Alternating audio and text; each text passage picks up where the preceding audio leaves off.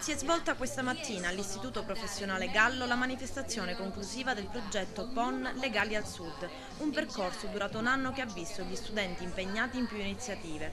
La legalità e l'educazione a questa parte dalle piccole comunità, come quella scolastica, quindi la scuola non solo come educazione alla cultura, ma anche alla vita. Stamattina noi stiamo concludendo il Niccolò Gallo il progetto Legali al Sud. È un progetto che ha finanziato la Comunità Europea e che ha dato l'opportunità ai ragazzi di vivere un itinerario formativo abbastanza articolato.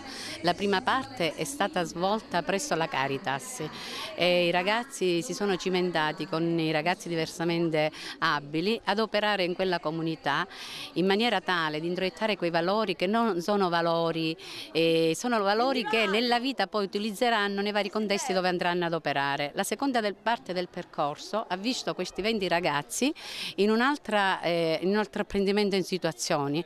Hanno realizzato una performance con i testi che portavano sempre alla legalità e al discorso della salvaguardia del patrimonio, di tutto quello che è etica di valori, e questo era secondo me l'idea del progetto iniziale che il Ministero assieme all'Europa ha finanziato. Il progetto veniva chiamato non da noi Legali al Sud, quasi quasi mettendo tra parentesi questa G per dire leale al Sud, attraverso l'introiezione di valori il nostro Sud volerà verso la legalità. Questo era il senso del progetto.